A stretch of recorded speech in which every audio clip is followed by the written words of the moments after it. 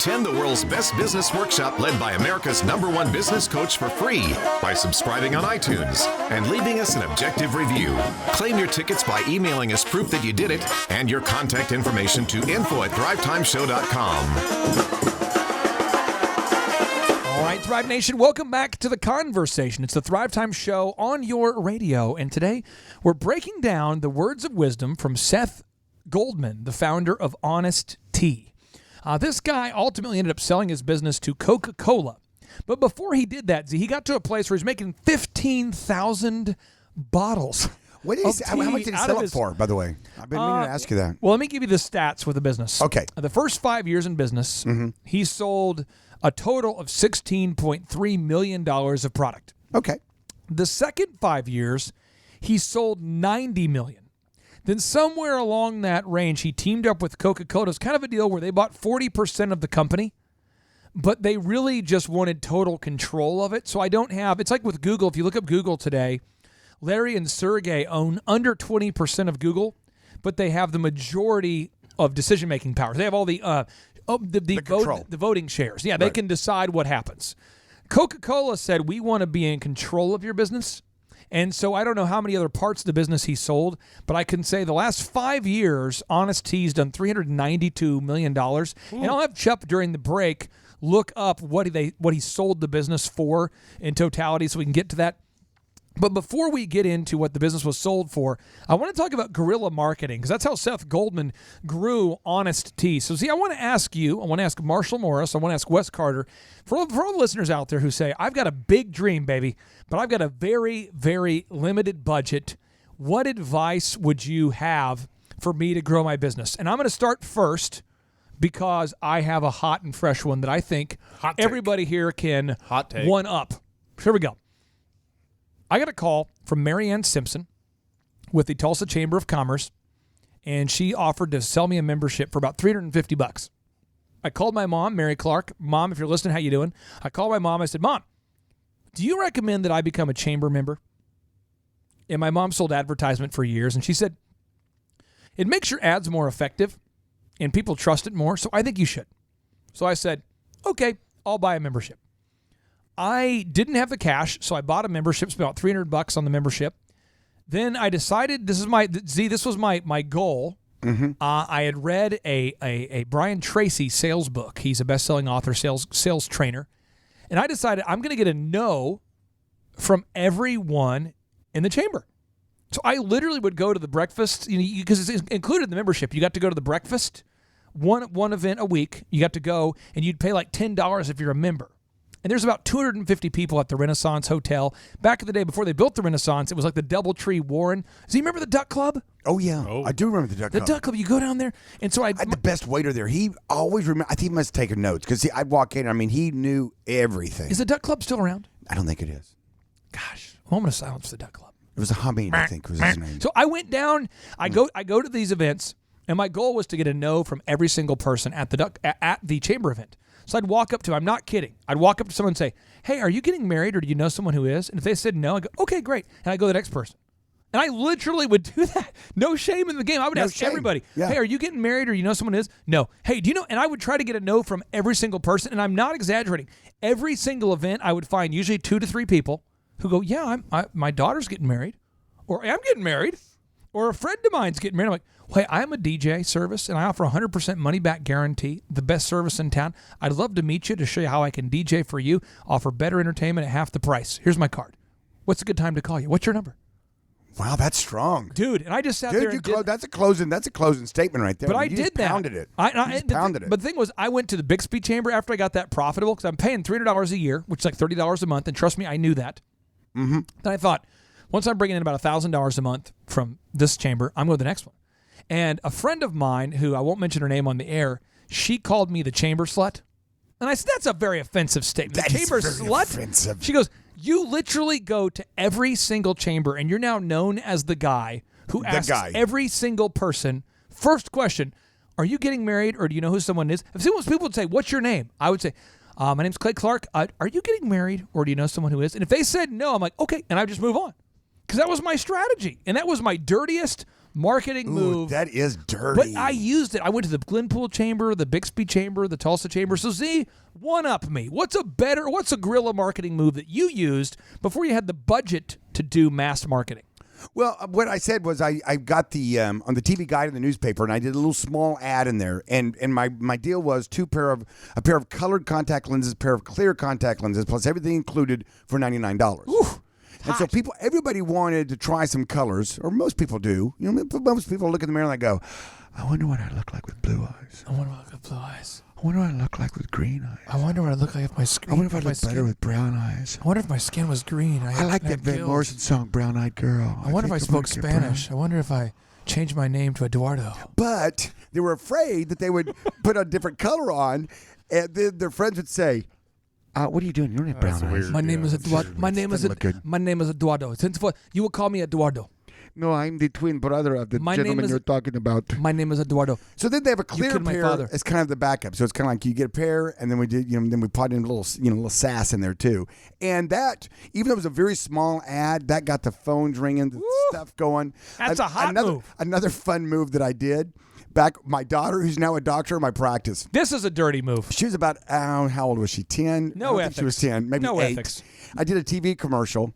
And it's so low. It's so low. And so bad. And so I was building new buildings back in 2000. So let's see, that would have been reverse engineer. Yeah, she's 10. She's 10 at the time. Yeah, I was 18. Yeah, there you go. Wow. And so the ending shot of the commercial is her with the sandwich board out in front of my new office, which is 69th Memorial. That's so dirty. And it says on there 2 pair for $99. And she looks at the camera and she goes, Dad, remember, you promised me a guinea pig for this. And it was amazing how many people came in and saw me and go, did you get her a guinea pig? And I'm like, oh, yeah, in fact, I did get her a guinea pig. So you're using your kids for marketing. I bought my child off for a guinea pig. I'm going to throw this out there for listeners. That's where Jim Glover got it. Yeah. Well, I'm going to throw this out here for you. Michelin Tires uses a lot of babies in the ads. Because babies, I'm telling you what, babies work great in ads. Puppies work great in ads. I mean, you talk about what about a baby puppy? I guess that is a puppy. What about an adult puppy?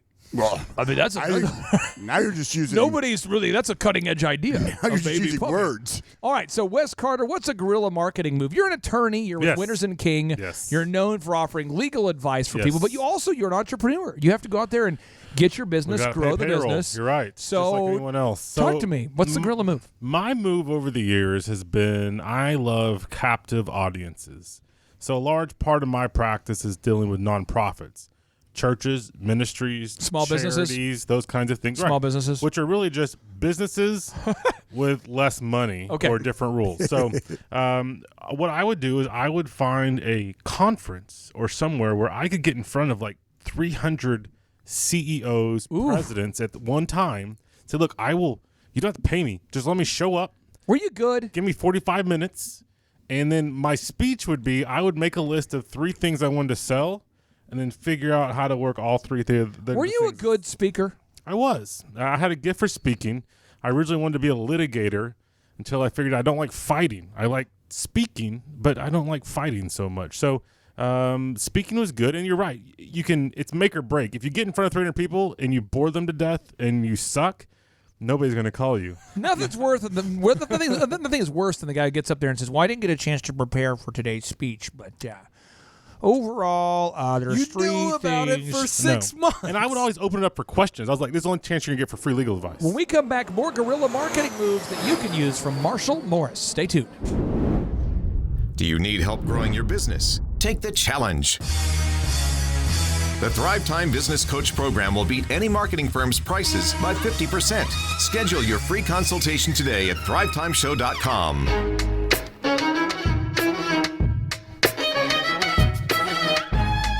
Thrive Nation, welcome back to the conversation. I noticed that Wes Carter, Tulsa's #1 attorney in every way. Sir, you've noticed the artwork above your head in the Man Cave Studios. Are you just now noticing this? No, I've always looked this way, and I've appreciated the Star Wars and some of the older films. I just never appreciated the one directly above my head.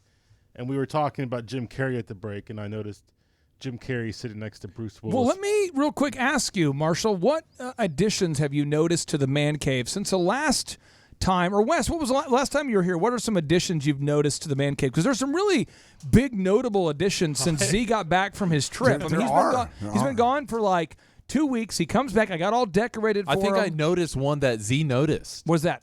Did you notice anything new on the door to... There's a hand. Yeah, of course. Isn't that creepy and awesome? He did pause before It is entering. creepy and it is awesome. It's a hand. There's 2 signs that say man cave on that door. We've got another. I'm going to get another door knocker this weekend. We got a Chuck Norris sign up there. Yeah, another Z on the wall there. We got a Z hanging up there. Is this is a new Z over here? This white one. There's Yes. always a new By the Z. door. Yeah. Yes, and Always then- a new Z. And then we went. I talked to some people. I got a Sam Adams live. It's a full size. Yes, I mean, it's I've noticed. He's a patriot. it's unbelievable. We got the Sam He kind of Adams. has a patriot look to him. One of my Right. favorite notable quotables, though, is from Mr. Clay Clark himself, which is, bury the hatchet, but make sure you can find it again. That is so critical as a business owner. See, is it not? I mean, It you really totally do. is. Totally you have to is. say, you know what? I forgive. I forgive that person. We bury the hatchet. I'm done. I'm going to be very peaceful. And then someone screws you again. It's about every 60 days, 90 days, if that long before you have another slight burn. Exactly. And I'm telling you what, folks. If you're listening out there and you're thinking, I need to get motivated, I need to get a little fire in my belly. Fire. You got to come down to the Thrive headquarters Yes. and just walk around it and read the walls. Yep. I'm telling you what, I had some friends in that were visiting from out of town, and I took them by, and they were blown away. I don't know how many pictures they took, but they took so many pictures of all the different quotes on the walls around. We had a church from California that visited, and they took a bunch of photos. Yeah. And one of the things that I just want to share with you is that when you listen to this show, you're understanding that Dr. Zellner's not just talking theory. Marshall Morris isn't just talking theory. Wes Carter's not talking theory. The thing that we do is we talk about implementation. I mean, the theory's over here. The execution is over here. And our entire show is about execution, Right. implementation. And so what we're doing today is we're breaking down the words of wisdom from Seth Goldman, the founder of Honest Tea. And one of the things that he says, and this is really, really powerful. This is really, really powerful. He talks about you need to hire people, not hire like a higher level, but hire people, employ people that love your brand when possible, whenever possible. He says you want everybody who interacts with your brand to be excited about it. That could mean getting distributors to give you more shelf space or getting your employees to believe in the opportunities you offer.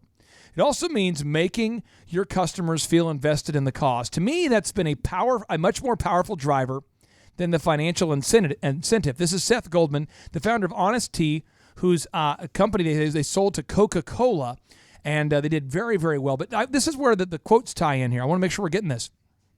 Z, do you know why I painted all those quotes on the wall? For inspiration. To I'm remind serious. yourself. Seriously, this is a big reason. I'm serious. I told Vanessa I'm going to do this because I wanted the people that aren't inspired by them to be more well known, so I could get them off the island. Sure. Because it's nothing is worse than when you have a business that's teaching people how to grow a successful company, and you got guys like Marshall Morris and Eric Chupp who are passionate about growing companies. All of our coaches are passionate, and when you got somebody who really doesn't care about entrepreneurship, kind of on the back end doing some coding, and you don't maybe see them up front, so the customer doesn't know. But internally, it creates a level of dissonance when you have people that on the back end don't share that passion for excellence. And so I wanted to put quotes up there that would kind of polarize, and it did a fine job of polarizing the folks. It did. Now, is Marshall Morris is kind of a Tim Duncan kind of passion, isn't he? Yeah.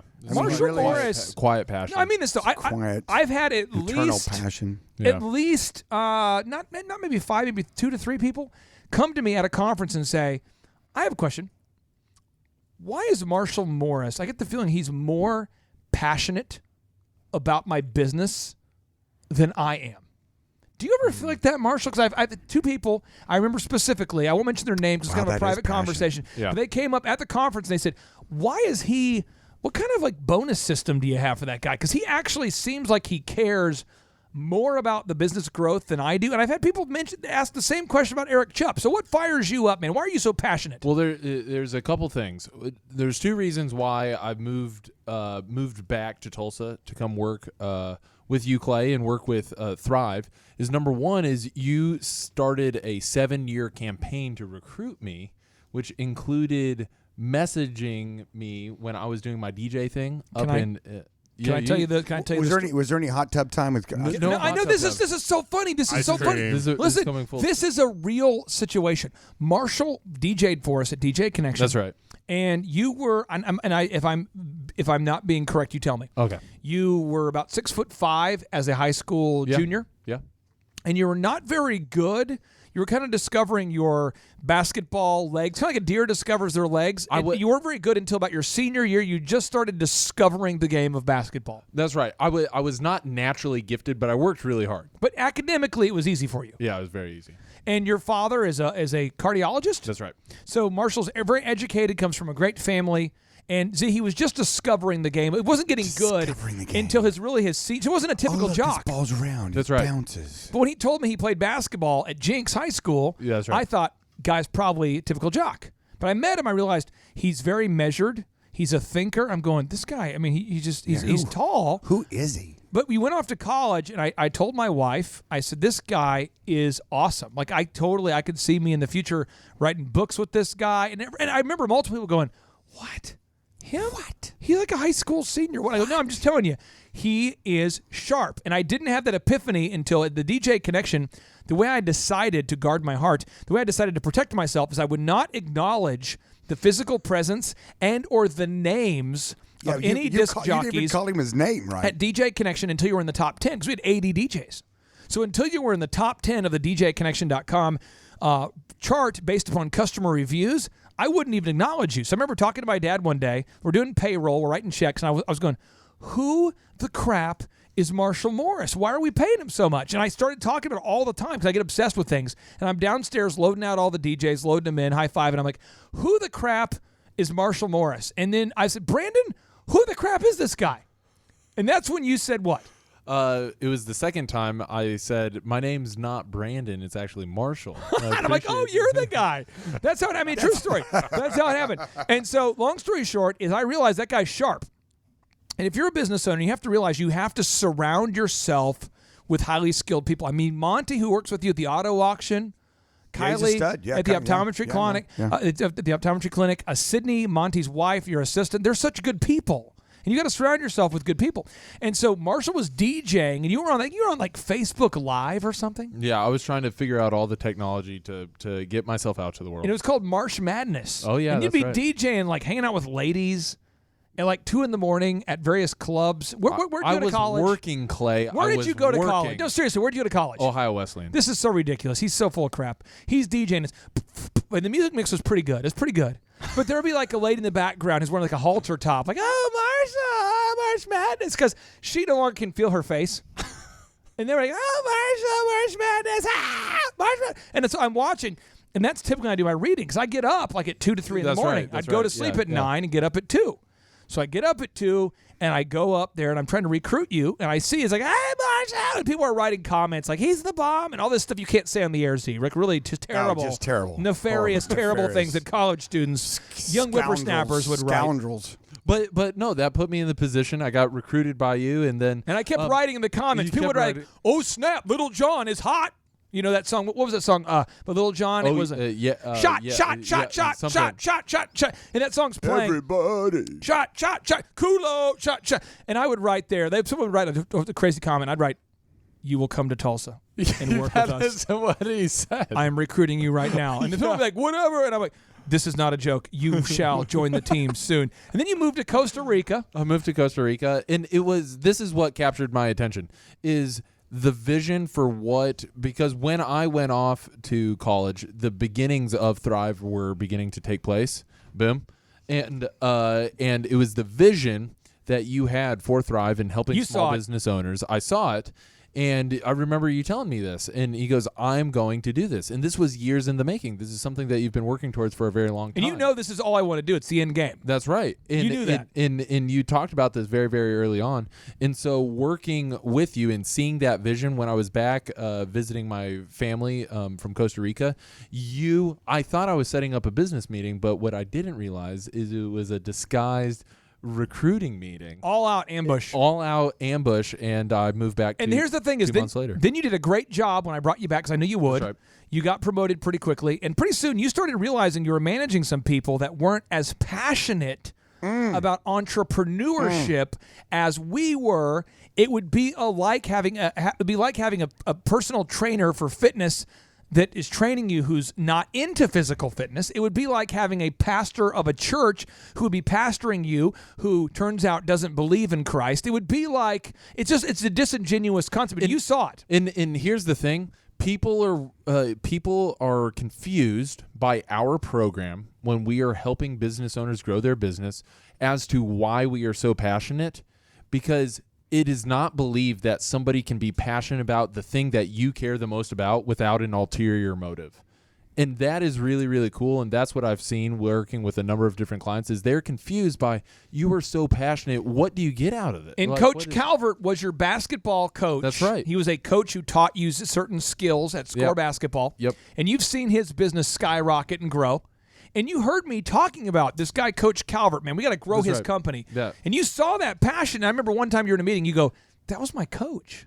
Yeah. And you've seen that happen So cool. with dentists and orthodontists. I mean, Z, we really do give a crap about, we care. We're passionate about growing businesses. Why? Well, because that is our heart. That's in our DNA. We don't get to choose what's in our DNA, but that is what drives us. And you know why? Because probably when we talk about, the most excited we get on the show is when we talk about success stories. Yes. About people that either come to the in-person workshops or one-on-one business coaching, or people that have been on our business school without the BS website. You know, Thomas down there with a full package media who says we're selling more in like 3 days than we used to sell in 3 months. How can you not celebrate that? That's the American dream. We are giving people the keys to the kingdom.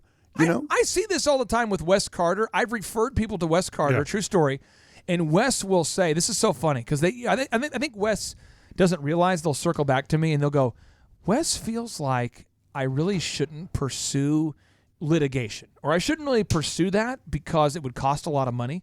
So for my best interest, he's actually advising me to not move forward with that. I mean, they know that you can make a lot of money by encouraging that behavior, but you actually care about your clients long term.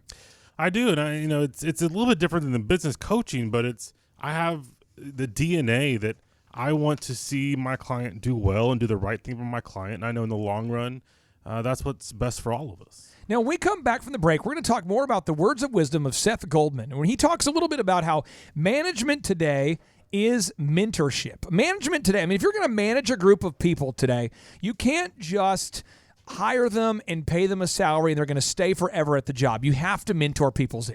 When we come back, I have a super move for finding employees. Real quickly, just a quick super move. Ooh. Finding employees that are passionate about your business. Are you struggling to find good people? If you are, you definitely want to stay tuned. I'm telling you, I run into businesses all the time that struggle to find good people. Stay tuned.